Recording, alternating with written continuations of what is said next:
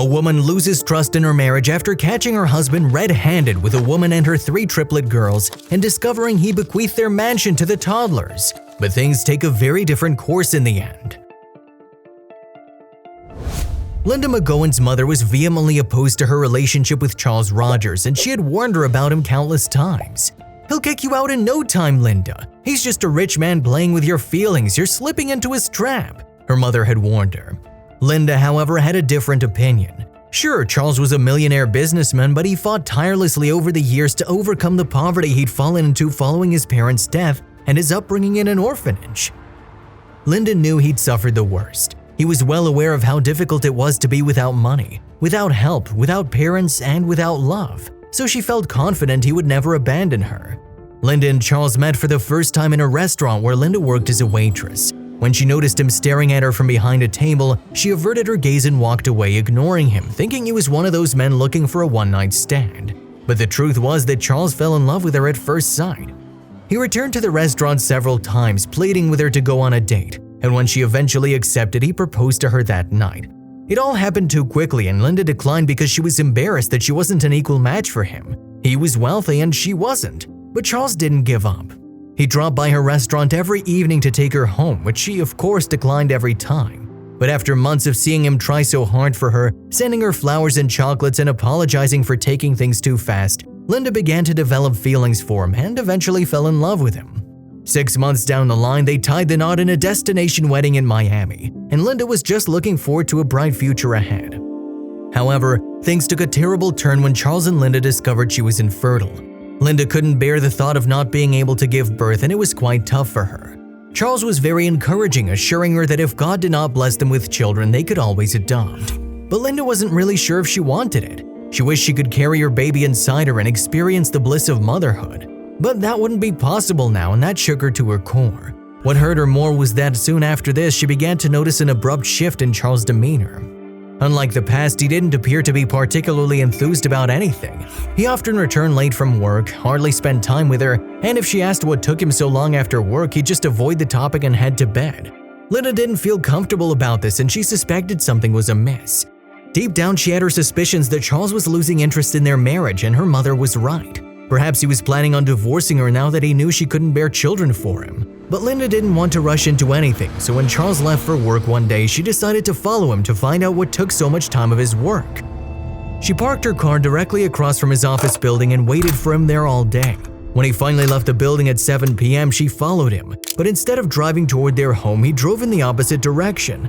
"I want to be wrong, God. I hope things are not what I think."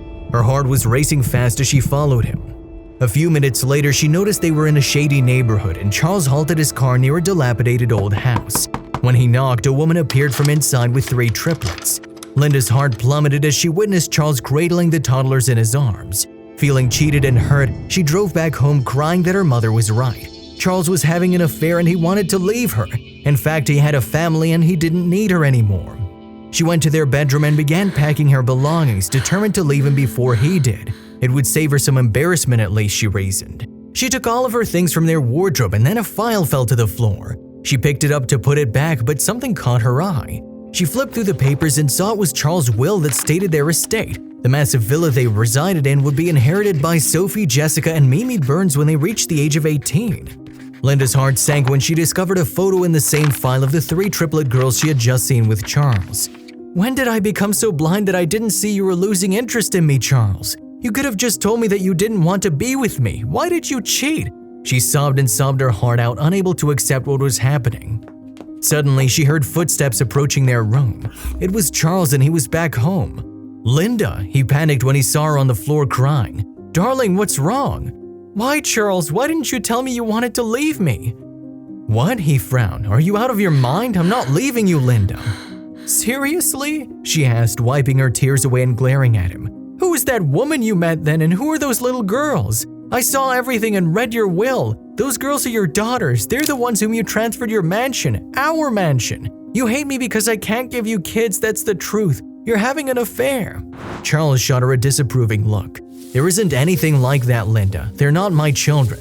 You know what? Stand up and come with me first." He made her sit on the bed and took her hand in his. "I'm not cheating on you, Linda," he said. The woman you saw earlier is my ex-business partner Jonathan's wife. Her name's Sandra.